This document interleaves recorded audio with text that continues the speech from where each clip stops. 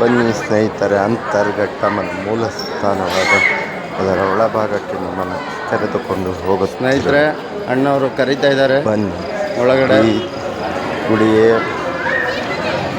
ಮಾ ಕಾಳಮ್ಮ ದೇವಿ ಅಂತರ್ಘಟ್ಟಮ್ಮನವರ. ಈ ದೇವ್ರ ಬಗ್ಗೆ ಸ್ವಲ್ಪ ಮಾಹಿತಿ ಗೊತ್ತಿದ್ರು. ಅವರು ಇದು ಚಿಕ್ಕ ಪೂಜಾರಿ ಅವರು. ರಂಗಿಲ್ಲ.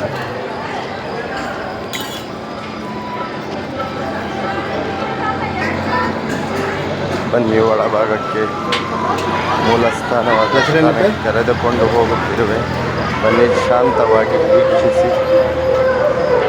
ಬನ್ನಿ ಸ್ನೇಹಿತರೆ, ತಾಯಿಯನ್ನು ನೋಡಿ ಆಶೀರ್ವಾದ ಪಡೆಯಿರಿ. ಹಳ್ಳಿ ಶೈಲಿಯ ವಿಶಿಷ್ಟವಾದ ಅಂತರ್ಘಟ್ಟಮ್ಮನವರ ಮೂಲ ಸ್ಥಾನ ಸ್ನೇಹಿತರೆ.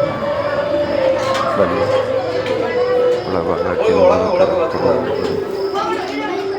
ನೋಡಿ, ದಯವಿಟ್ಟು ಶಾಂತವಾಗಿ ವೀಕ್ಷಿಸಿ ತಾಯಿಯ ಮೂಲ ಸ್ಥಾನವನ್ನು. ಪುಣ್ಯ ಧನ್ಯರು ಜಗದಂಬ. ಶಾಂತವಾಗಿ ವೀಕ್ಷಿಸಿ.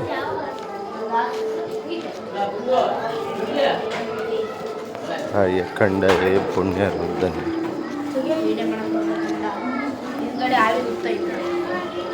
ಹಿಂಗೆ ನಿಧಾನಕ್ಕೆ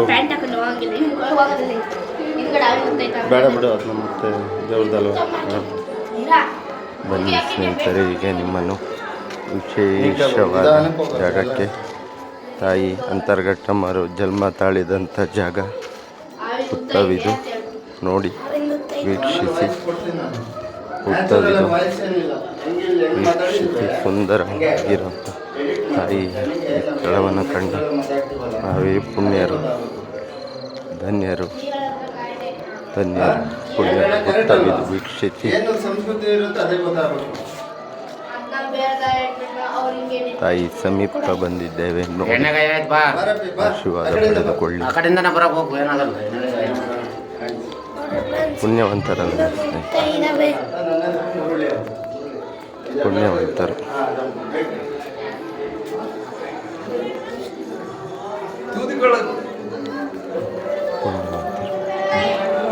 ದೇವಸ್ಥಾನದ ಬಗ್ಗೆ, ತಾಯಿ ಬಗ್ಗೆ ಒಂದೆರಡು ಮಾಹಿತಿ.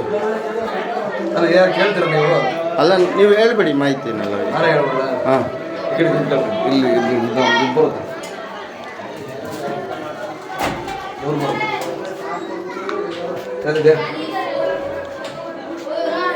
ಇದು ಅಂತರ್ಘಟ್ಟಮ್ಮನವರ ಮೂಲ ಸ್ಥಾನ. ಇದು ಹುತ್ತದಲ್ಲಿ ಉದ್ಭವವಾಗಿರ್ತಕ್ಕಂಥ ಒಂದು ದೇವಸ್ಥಾನ. ಈ ದೇವಸ್ಥಾನದ ಅಂತರ್ಘಟ್ಟಮ್ಮನವರು ಹುತ್ತದಲ್ಲಿ ಅಂದಿನ ಕಾಲದಲ್ಲಿ ಬಂದು ನೆಲೆ ನಿಂತಿದ್ದಾರೆ. ಅದಾದಮೇಲೆ ಇಲ್ಲಿ ಜಾತ್ರೆಗಳೆಲ್ಲ ಸ್ಟಾರ್ಟ್ ಮಾಡಿ ಈಗ ಜಾತ್ರೆ ಮಾಘ ಮಾಸದಲ್ಲಿ ನಡೆಯುತ್ತೆ. ಇದಕ್ಕೊಂದು ದೊಡ್ಡ ಇತಿಹಾಸ ಇದೆ. ಆ ಇತಿಹಾಸ ಸಂಬಂಧಪಟ್ಟಂಗೆ ಒಬ್ಬರು ಕೊಣಬೇಗೌಡ ಅಂತಿದ್ರು. ಅವ್ರನ್ನ ಇಲ್ಲಿ ಸಂಹಾರ ಮಾಡಿ ಮುದ್ದಮ್ಮ ಅಂತಿದ್ರು. ಅವ್ರನ್ನ ಅಹಂಕಾರವನ್ನು ಮುರಿದು ಅಮ್ಮನವ್ರಿಗೆ ಬಂದು ಹುತ್ತದಲ್ಲಿ ನೆಲೆಯಾಗಿ ನಿಂತಿದ್ದಾರೆ. ಇವತ್ತು ಸಾವಿರಾರು ಜನ ಭಕ್ತಾದಿಗಳನ್ನು ಕಾಪಾಡ್ತಿದ್ದಾರೆ. ಆ ದೇವಿ ಸಂಬಂಧಪಟ್ಟಂಗೆ ಎಲ್ಲ ಭಕ್ತಾದಿಗಳು ಅರಿಕೆ ಕೊಡ್ತಾರೆ, ಬೇವಿನ ಸೀರೆ ಕೊಡ್ತಾರೆ, ಬಾಯಿ ಬೀಗ ಹಾಕ್ತಾರೆ. ತುಂಬ ವಿಶೇಷವಾಗಿ ನಮ್ಮ ಚಿಕ್ಕಮಗಳೂರು ಡಿಸ್ಟ್ರಿಕ್ಟಲ್ಲೇ ತುಂಬ ವಿಶೇಷವಾಗಿರ್ತಕ್ಕಂಥ ಒಂದು ಜಾತ್ರೆ ಅಂದರೆ ಈ ಅಂತರ್ಘಟ್ಟಮ್ಮನ ಜಾತ್ರೆ. ಆಮೇಲೆ ಎತ್ತಿನ ಬಂಡಿಯಲ್ಲಿ ಬರ್ತಕ್ಕಂಥ ಭಕ್ತಾದಿಗಳು ಸುಮಾರು ಜನ ಇದ್ದಾರೆ. ಎಲ್ಲ ರೈತ ಮಕ್ಕಳುಗಳು ಎತ್ತಿನ ಬಂಡಿ ಉಟ್ಕೊಂಡು ಇಲ್ಲಿಗೆ ಬಂದು ಜಾತ್ರೆ ಮಾಡ್ಕೊಂಡು ಹೋಗ್ತಾರೆ. ಎಲ್ಲರೂ ಬನ್ನಿ, ಜಾತ್ರೆಯನ್ನು ಯಶಸ್ವಿಗೊಳಿಸಿ. ಹಾಗೆ ದಯಮಾಡಿ ಬರುವ ಭಕ್ತಾದಿಗಳು, ಎತ್ತಿನ ಗಾಡಿಯಲ್ಲಿ ಬರ್ತಕ್ಕಂಥ ಭಕ್ತಾದಿಗಳು ಆದಷ್ಟು ನಿಧಾನಕ್ಕೆ ಬಂದು ಯಾವುದೇ ರೀತಿ ತೊಂದರೆ ಆಗದಂಗೆ ದೇವಿ ಸೇವೆ ಮಾಡ್ಕೊಂಡು ಹೋಗ್ಬೇಕಂತೇಳಿ ನಿಮ್ಮಲ್ಲಿ ವಿನಂತಿ ಮಾಡ್ಕೊತೀವಿ.